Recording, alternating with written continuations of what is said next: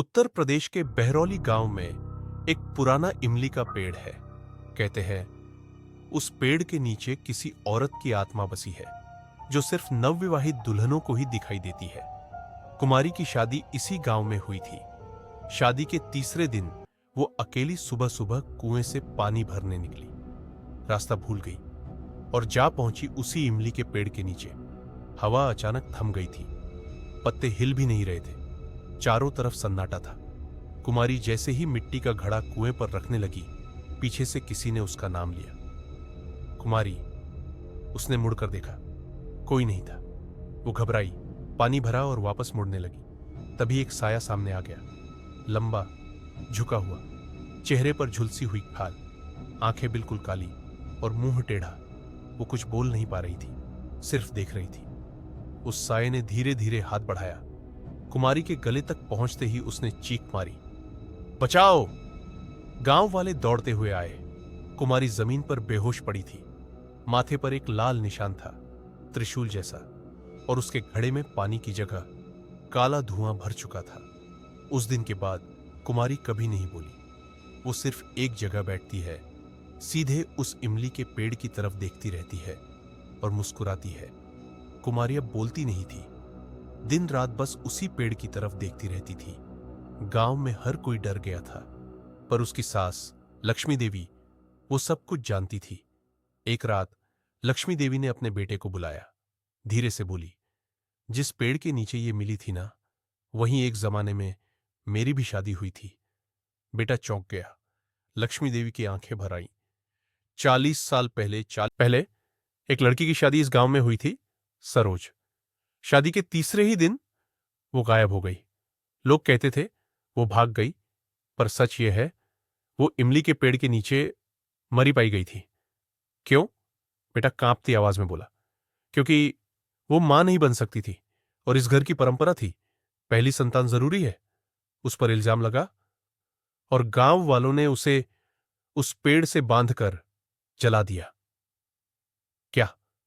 उसका बेटा सुन्न पड़ गया। लक्ष्मी देवी की आंखों से आंसू बहने लगे। और आज वो आत्मा कुमारी के जरिए वापस आई है, क्योंकि ये वही तीसरा दिन था। उसी रात कुमारी अचानक हंसने लगी, तेज, डरावनी हंसी। उसकी आंखें काली हो गई थीं। उसने धीरे से कहा, सरोज वापस आ गई है, अब किसी को नहीं बख्शेगी। कुमारी अब पूरी तरह बदल चुकी थी। वो नहीं थी।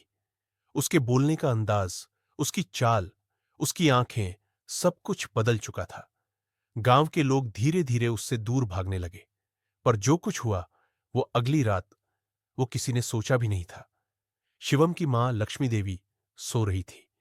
अचानक कमरे में किसी की छाया दिखी। धीरे धीरे वो छाया पास आई।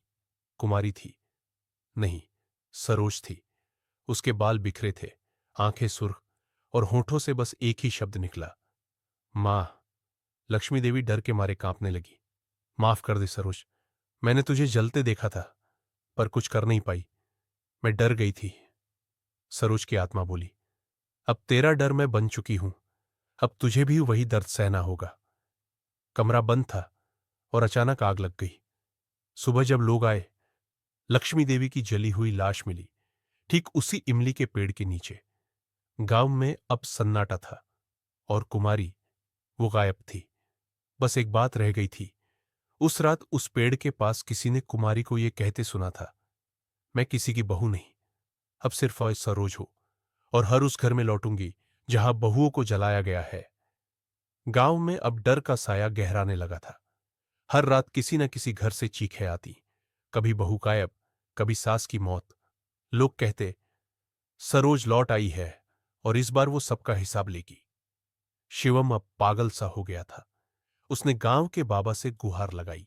बाबा ने कहा, जिस आत्मा को मौत से पहले इंसाफ ना मिले, वो शांति नहीं पाती। कुमारी अब सिर्फ माध्यम है। असली क्रोध उस आत्मा का है जिसे अपनी ही सास ने जिंदा जला दिया था।